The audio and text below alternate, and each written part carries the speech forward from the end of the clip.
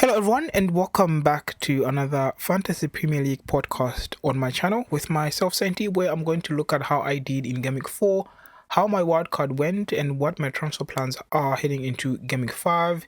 If you find any information helpful, give the video a like, and if you're new to the channel, please do subscribe as I make these videos every week, which could be helpful in terms of setting up your teams and also just looking at what other managers are doing in terms of FPL. For myself, I played my wildcard in Game Week 4 after the international break. I thought maybe instead of being passive, because I was around the 50,000 mark, let me try attack the game week, make a few changes and hoping that I can get some good returns and maybe push up. So I played my wildcard and I made a few changes to the team that I had. I had Rhea, who I didn't transfer out during the wildcard, even though I thought they will play Spurs, which could mean they could concede, but I still kept it Rhea because I think Arsenal have good fixtures from game week 6 and I may need them, so I kept Rhea.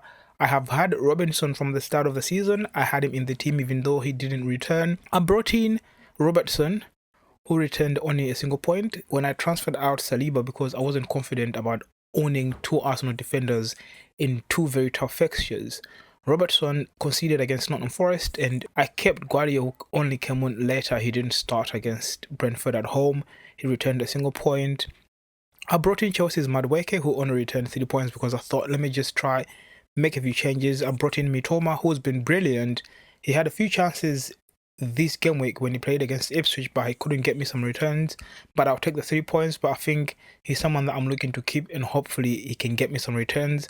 I brought in Mo Salah, who I haven't owned since the start of the season because he's been matching Haaland each and every game week. I was hoping that he would do the same this time around. I brought him in and captained him during my wildcard. He blanked and only returned 4 points. Brought in Garnacho as a differential pick. I think he's always someone that brings a spark in that United side. He got a goal after coming on in the second half and returned 6 points, which I was very happy about.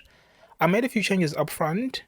Haaland was flagged. I was doubtful that he was going to play and I wanted to just do something different because I've captained Haaland since the start of the season, but I thought let me do something different. I brought in Watkins, who has been disappointing from the start, but I thought he plays Everton, who have been a bit leaky and maybe I can get some returns. He returned 13 points after scoring 2 goals. I was happy about that. I had Isak, who many managers were transferring him out. I thought let me just try and keep him against Wolves and maybe I can get some returns. He got off in the first half. He only returned a single point and he's not flagged. I brought in Havertz as my Arsenal attacker because I just thought maybe they can score a few goals against Spurs. But unfortunately, they only scored through a set piece and Havertz only returned 2 points. So this was roughly my team. I had Fabianski on my bench since I've had from the start of the season. I brought in Adama Traore. I transferred out Smith Rowe because he disappointed me a few game weeks ago. I brought in Keane from Everton just to have a 4.0 million defender that actually plays, even though I'm not really expecting returns from him. And I had Tuanzebe, who managed to give a clean sheet against Brighton in Game Week 4, but he's my last sub on my bench, so I think that's something that I have to think about going forward. So a very disappointing game week. I think the only positive from it is that I did get a red arrow, but I'm like 198,732, so I'm still within the top 200k, which I'm really pleased about. I thought it was going to be worse than that, but being around the top 200k, I think I'm happy about that. I'm looking forward to game week 5 and hopefully we can get back on the green arrows and then maybe at least maintain the rank.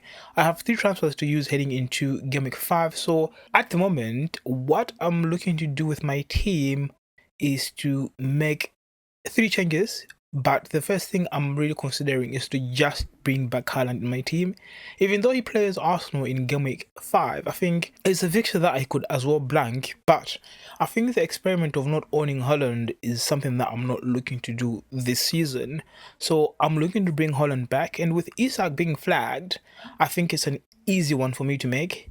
Unfortunately, I have to make some sacrifices elsewhere in my team, but Haaland has to return in my team even though he plays Arsenal in game week 5. So Isak is going to be transferred out.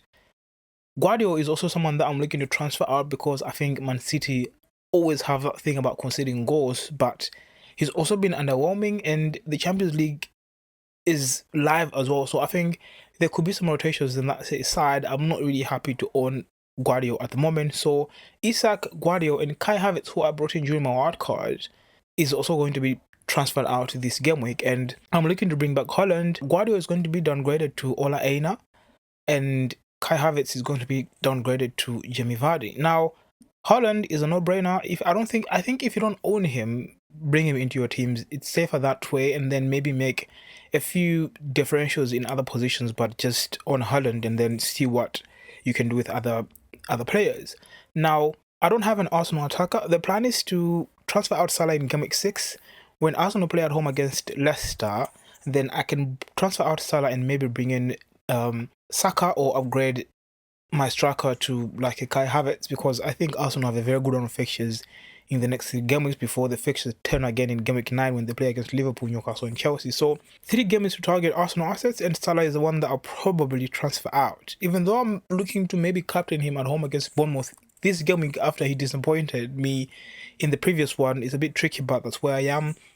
So Guardiola is going to leave the team, and Ola Aina is one that I'm going to bring into my team. He plays away against Brighton in game week 5. I don't think I'm expecting a clean sheet from that. Even though they did keep a clean sheet against Liverpool, I think Liverpool were just off it in game week 4, and they can always score against anyone. And I'm not really expecting Nottingham Forest to be keeping clean sheets, but I think he's a cheap defender that plays.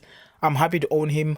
Not expecting much, because I don't think the defense has been really worth it this season. So Ola Aina will come in for Guardiola, and this is roughly the team that I should have come game week 5. Using my 3 transfers, bring back Haaland, still captain Salah at home against Bournemouth, and hopefully we can get some good returns. Let me know in the comments how you did in game week 4, and if you played your wild card, how did it go, and what your plans are in terms of transfers heading into game week 5. Otherwise, that's it from me from this video, and if you made it this far, thank you so much for watching, and I'll see you next time. Good luck for game week 5.